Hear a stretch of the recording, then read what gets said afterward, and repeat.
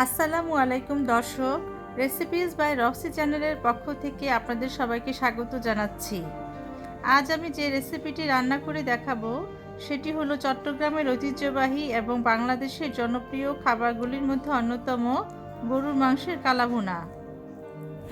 কালাভুনা মানে কিন্তু মাংসগুলি ভাজতে ভাজতে শক্ত ও কড়কড়ে ফেলা না। কালাভুনার মাংস হবে ভিতর থেকে সফট ও জুসি। কথা না বাড়িয়ে চলুন তাহলে দেখে নেই মজাদার গরুর মাংসের কালাভুনা রান্না। এই রান্না করার জন্য হাড় ও চর্বি সহ 2 কেজি পরিমাণ গরুর মাংস নিয়েছি। প্রথমে মাংসগুলোকে ম্যারিনেট করার জন্য দিচ্ছি হাফ কাপ টক দই, ছোট টুকরো করে কাটা 1 কাপ পেঁয়াজ বেরেস্তা 1 কাপ, আদা বাটা 2 চা চামচ, রসুন বাটা 2 চা চামচ, হলুদের গুঁড়া 2 চা চামচ,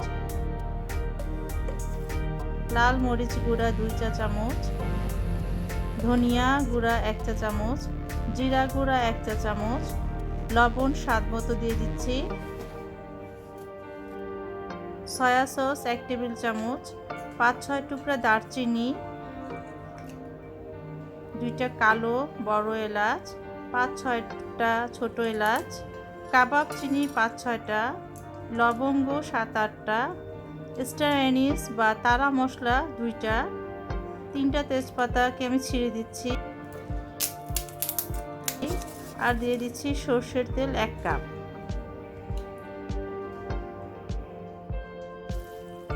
এখন সব মশলা সহ মাংসগুলোকে ভালো করে হাত দিয়ে মেখে নিব।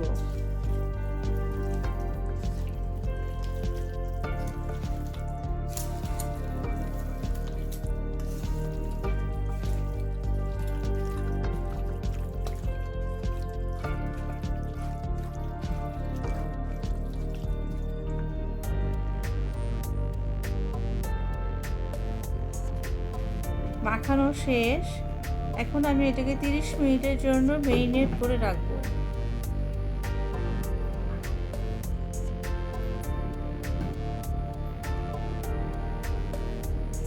30 মিনিট পর চুলায় বসিয়ে দিলাম। চুলার আঁচ মিডিয়াম হাই হবে।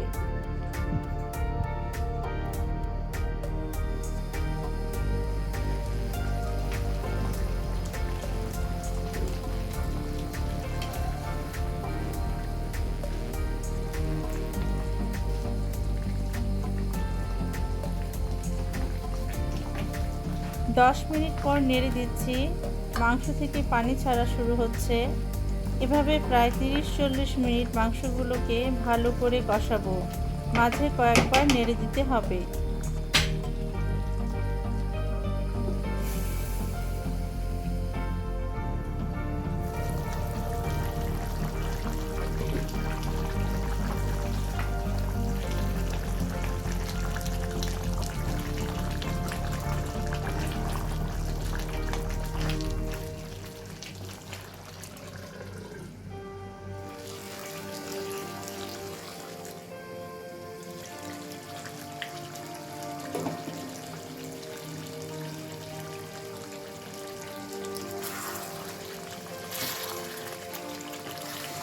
মাংস কষানো হয়ে গেলে 1 কাপ গরম পানি দিয়ে আবারও ঢেকে রান্না করতে হবে।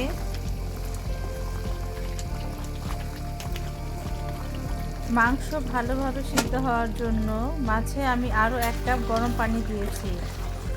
কিছুক্ষণ পরপর নাড়তে হবে। মাংস সিদ্ধ হয়ে পানি শুকিয়ে যাওয়ার পর এই পর্যায়ে দিয়ে দিব বিশেষ গরম মশলা। এই গরম মশলাগুলো কী দিব চলুন দেখি।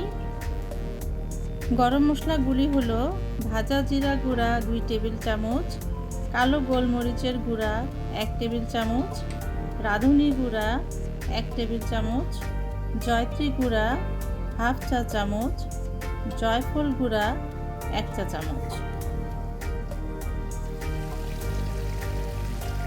গরম মশলাগুলি এখন এক এক করে মাংসের মধ্যে সব ঢেলে দিব।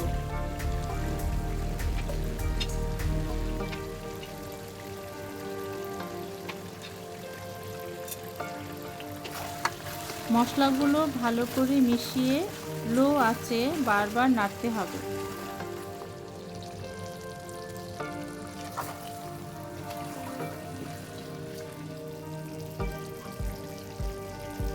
এখন বাগার দেওয়ার জন্য অন্য একটি প্যানে হাফ কাপ সর্ষের তেল দিয়ে দিচ্ছি।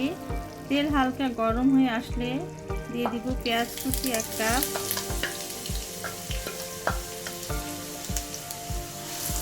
2 টেবিল চামচ রসুন কুচি ও 6টা শুকনো মরিচ।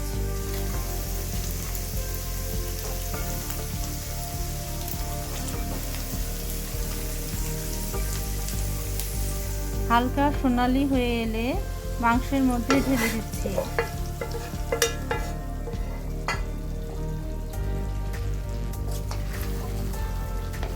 এই বাগার কিন্তু খুবই গুরুত্বপূর্ণ। কালো ভুনা মাংসের আসল টেস্ট এনে দেয় এই বাগার। এখন লো আঁচে বারবার নেড়ে নেড়ে আরও 15 থেকে 20 মিনিট রান্না করব। এই অবস্থায় অবশ্যই লক্ষ্য রাখতে হবে কোনোভাবে মাংস ও মশলাগুলো যাতে পুড়ে না যায়। আমার রান্না শেষ, আমি চুলা নিভিয়ে দিয়েছি।